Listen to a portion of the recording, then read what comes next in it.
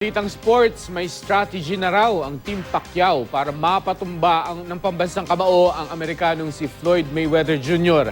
At sa gitna ng paghahanda para sa tinaguriang Fight of the Century, nakapag-record pa si Pacman ng bagong kanta. Makibalita tayo kay Mav Gonzalez.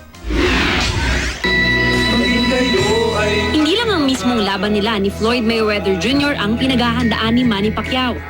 Maging ang theme song kasi na gagamitin niya, siya rin ang kumanta. Lalaban ako sa mundo, laban ang pangalan mo. Nag-recording si Pacquiao kagabi ng kantang Lalaban Ako para sa Pilipino na sinulat ni Lito Camo. Si Camo rin ang nag-produce ng kantang Para Sa'yo ang laban na to.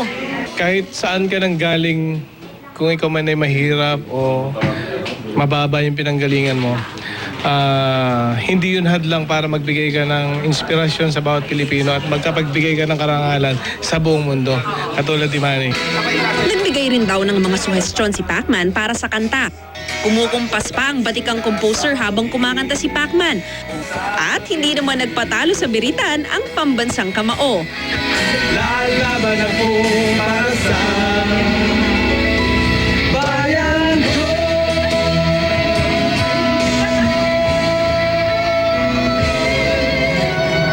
Dumalo sa recording session sina GMA Vice President for Drama Productions Reggie Magno at GMA Vice President for Entertainment Marivin Arayata.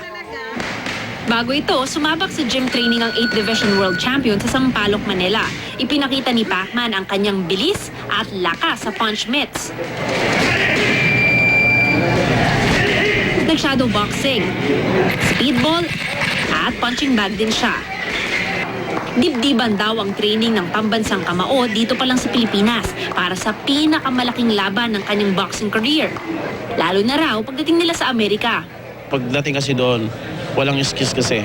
Tsaka pag nasa wildcard gym kasi sa US, pag sinabing trainer lang talaga nasa loob ng gym. So, mas maganda at saka maganda yung kalalabasan ng training. Walang distraction. May strategy na rin daw silang inihahanda para sa defensive fighter na si Mayweather. Tumakbo ka hanggat gusto mo. Habulin ka na. Gagawin namin lahat. Mahabol ka. Si Pacman, lalaban daw hindi lang para sa sarili, kundi para sa karangalan ng bansa.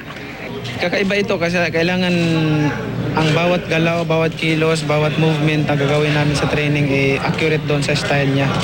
Ayoko yung masasayang yung ensayo namin. Ang gusto kong title ng laban na ito lalaban ako para sa Pilipino.